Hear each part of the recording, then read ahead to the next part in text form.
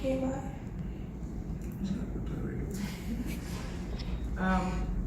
Based on the previous projected path, and I think what is important for us to remember is that storms are very unpredictable. We have seen that earlier this week it had been projected to have passed almost over Providencia days, and in a matter of hours it shifted to over Grand Turk, and by this morning we were noticing that it's moving northeast of the Turks and Caicos Islands. What I do not want persons to do is take it for granted that the storm can't shift again and relax and stop preparing. The same intensity that we use to prepare for the tropical storm, we need to continue to prepare for any event that may face us for the duration of the hurricane season. Tropical storms, while persons may underestimate its intensity because it's not a category 3 or category 5, we have seen with Tropical Storm Hannah in 2008, the intensity of flooding that we experienced was unprecedented that we've ever experienced in our lifetime, at least in my lifetime. So we could have very well been drenched with rainfall. The fact that the Turks and Caicos Islands is a low-lying area, we could have flooded. And flooding would not be an indication that our drainage system is not working. It would be the opposite. It would actually be the amount of rainfall we would have experienced in a very short time. The predictions were looking at approximately 5 inches of rainfall. So imagine 5 inches of rainfall continuously over a 2-day period. That would have caused major flooding throughout the Turks and Caicos Islands. But we are reassured that we have our pumps that are working. We have drainage system, additional drainage systems were installed this year. So we were anticipating and preparing for worst case scenario. And we urge the public to continue to prepare for worst case scenario. So give us an idea, Dr. V, on what happened once we thought we were at least going to have a tropical storm fall situation. As I've always said, hurricane preparation is not a 6 months event for us in the Department of Disaster Management. It's actually 365 days. We're continuously preparing. We have updated our plans. We have updated our SOPs. We have held subcommittee meetings continuously throughout the year, and we're ensuring that persons are prepared. From these subcommittee meetings, we have action points that are circulated to ensure persons are doing it. When we had those meetings, we were in touch with our SEDEMA partners. They were communicating, providing us with information. The governor's office was very instrumental and continues to be instrumental in disaster management. And as you know, as the director of DDME, I advise the governor, so he would have been kept abreast of every decision that is being made. When there's need for us to activate and step up, we would do that. The closer the storm approaches, then you would intensify your preparation activities. Up to yesterday, all subcommittees would have already been alerted. Shelter managers were put on standby, first responders were on standby. We were ready to put our action into place. So we weren't taking this lightly, despite the fact that we might not have been sending a lot of information out there, and it was intentional because the storm is changing. You want to ensure when you send out information it is accurate, and you wanted to ensure that you're not overwhelming persons with information to the point that they begin to ignore it.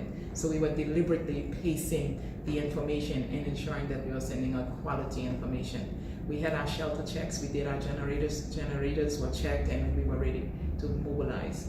One person, as I sent out a blast to say happening now, you all are briefing or debriefing media, is do you think it's too early? Do you think it's wise to say we should maybe slow the pace? I mean, what exactly is the message? Because it is shifting, the storm that is. Our message is not that we are slowing the pace.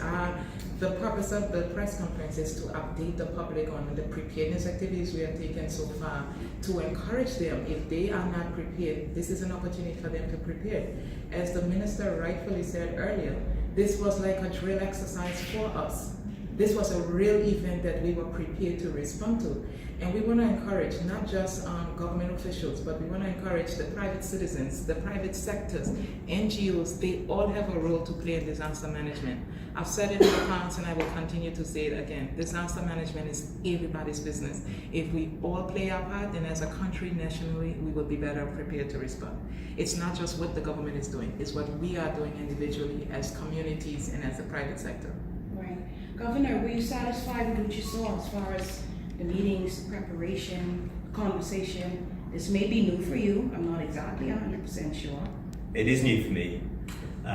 So what was particularly useful, again, picking up on the point that in some ways this was a really good sort of limbering up exercise for something that could come down on us that's much more severe, is that I could watch the gearbox between what was happening here in the country. I was impressed by that. I could watch the gearbox of what was happening in terms of support from around the region, in terms of information. And I could also watch what was happening back in the UK in terms of support. Because of course this hurricane is not just moving past the Turks and Caicos Islands, but past all the overseas territories in the Caribbean. What I was very reassured about was we rapidly moved the Royal Fleet Auxiliary Mounts Bay in behind the storm, where it continues to sit. So if the storm does change direction tomorrow, and it could, we're still in a good position to bring in support rapidly behind it. We were able to stand up helicopters that we can call on from Cayman as well to come and support us if needed. But equally, taking a very proportionate and smart approach to this, what we didn't choose to do was bring forward-based military here in advance of this tropical storm. Better that we call on them when we believe that we're going to face a serious hurricane.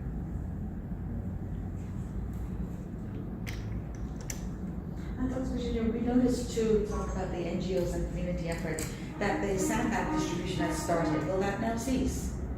We will cease it for the moment, but that doesn't mean that we don't want persons to continue to prepare. There are preparation activities that they can do at home at the moment. So our message will continue to be review your family emergency plan, review your family communication, put those measures in place. And should it warrant for us to redistribute sandbags or the like, then we will do so. At the same time, I would like to encourage persons, especially those coming from abroad, you can bring in some minor supplies to ensure that you have your family disaster kit at home.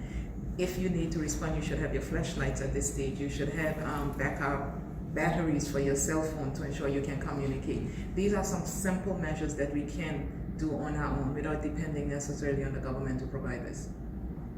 Just out of curiosity, Minister Hicks, one conversation that was started among some Caribbean peoples that I know, everybody is preparing for back to school. Is there any thought in TCI about shifting the start of the school season to earlier because of the fact that it seems that, the start of the school year is always in the midst of the intense season, the hurricane season that is? That is an interesting observation and perhaps a discussion that is warranted at the Ministry of Education level.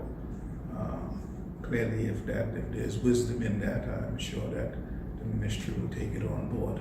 I'm not in a position to speak to that at this time, but I will certainly highlight that to the minister responsible for education, and I'm sure she'll reach out to our counterparts in the region and see what is developed as a best practice as a result of what is being proposed.